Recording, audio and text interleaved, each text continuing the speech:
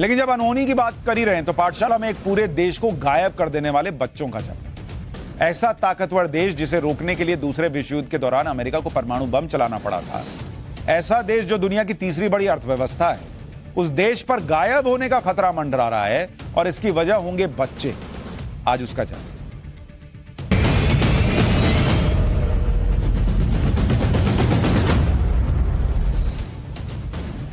Japan, ये देश आपने सुना ही है। जापान दुनिया के सबसे विकसित देशों में शामिल है। जापान की ताकत को लेकर भी किसी को कोई शक तो है नहीं, लेकिन धीरे धीरे ये देश कमजोर पड़ रहा है और इसकी वजह है जापान की तेजी से घटती आबादी। एक तरफ दुनिया के कई देश बढ़ती आबादी से परेशान हैं, वहीं जापान की समस्या ठीक उल्टा है, क्योंकि जो काम भारत 12 घंटे में करता है, उस काम के लिए जापान को पूरा पूरा साल लग गया है। और इसको आपको समझना होगा कि बच्चे पैदा नहीं हो रहे हैं ज्यादा वहां पर, ये उनकी टेंशन है। और लोग कह रहे हैं अगर इतने ही कम बच्चे जापान में पैदा हुए तो जापान जो है वो गायब हो जाएगा। भारत में अगर आप देखेंगे, भारत में हर घंटे 65,000 बच्चे पैदा होते हैं। 65,000 बच्चे हर घंटे।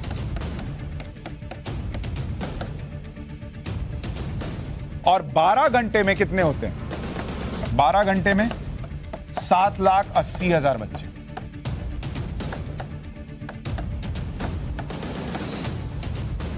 जापान में एक साल में, जापान में पिछले साल एक साल में कितने बच्चे पैदा हुए? 7,99,000। मतलब इंडिया में जितने बच्चे 12 घंटे में पैदा हो रहे हैं, उतने बच्चे पूरे साल में जापान में पैदा हो रहे हैं।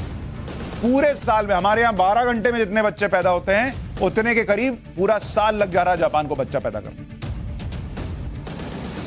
यह हालत हो गई है जापान की, और इसलिए जापान की घटती आबादी ने वहां की सरकार के कान खड़े कर दिए। जापान के प्रधानमंत्री की सलाहकार ने घटती जनसंख्या को देश के लिए बड़ा खतरा बता दिया।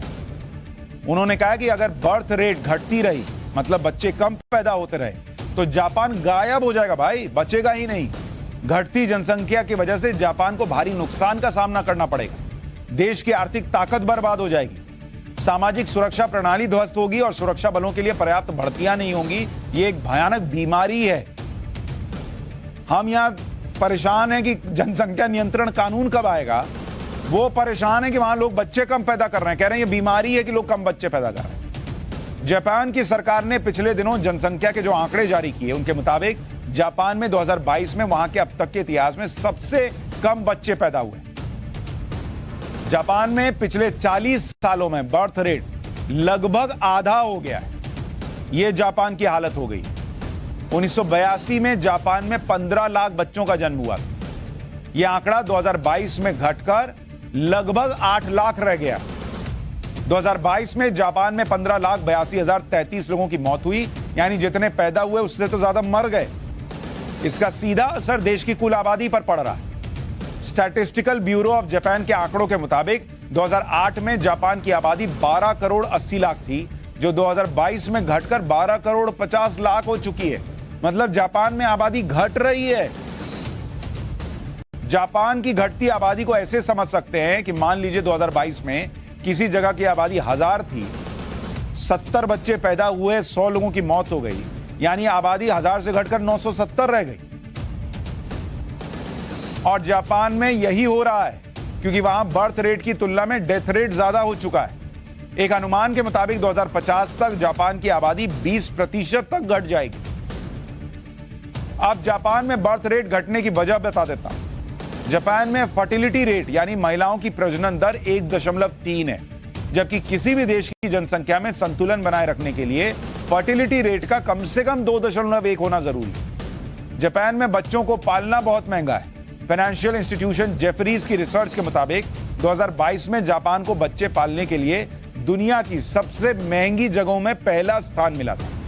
जापान की राजधानी टोक्यो में बच्चे के पैदा होने से उसकी पढ़ाई पूरी होने का औसत खर्च लगभग 3 करोड़ 60 लाख रुपए है। जबकि पिछले कुछ सालों में जापान की इकोनॉमी में आए ठहराव की वजह से वहां के लोगों की कमाई घट गई है। 1995 में औसत घरेलू आय लगभग 42 लाख रुपए थी, जो 2020 में घटकर 35 लाख हो गई।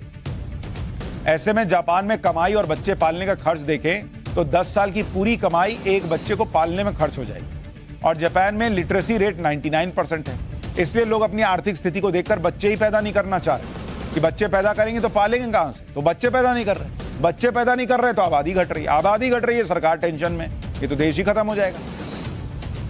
एक तरफ जापान में बर्थ रेट घट गया है, दूसरी तरफ जापान की दूसरी बड़ी समस्या है वहां के लोगों की लंबी उम्र, जिसकी वजह से जापान की आबादी का बड़ा हिस्सा बुजुर्ग हो गया है। औसत उम्र लगातार बढ़ती जा रही है। जापान में 1500 लोगों में से एक की उम्र 100 साल से ज्यादा होती है और आबादी का 29% हिस्सा 65 साल या उससे ज्यादा की उम्र का हो गया है। यानी नए बच्चे आ नहीं रहे और पिछले जितने हैं वो सब बूढ़े हो रहे हैं। 2022 में जापान की आबादी की औसत उम्र 49 साल हो चुकी है। इस लिहाज से जापान दुनिया में दूसरे नंबर पर आ गया है। औसत उम्र बढ़ने का मतलब है जापान में वर्किंग क्लास का कम होना। इससे जीडीपी पर असर पड़ता है क्योंकि कमाई घट जाती है, जबकि पेंशन और स्वास्थ्य सेवाओं पर खर्च बढ़ जाता है। आबादी का बड़ा हिस्सा रिटायर हो जाता है और कामकाजी आबादी की संख्या घट जाती है, तो अर्थव्यवस्था की मजबूती को बनाए रखना मुश्किल हो जाता है। तो ये इस वक्त जापान की बड़ी समस्या बनी हुई है, बच्चे कम पैदा हो रहे हैं।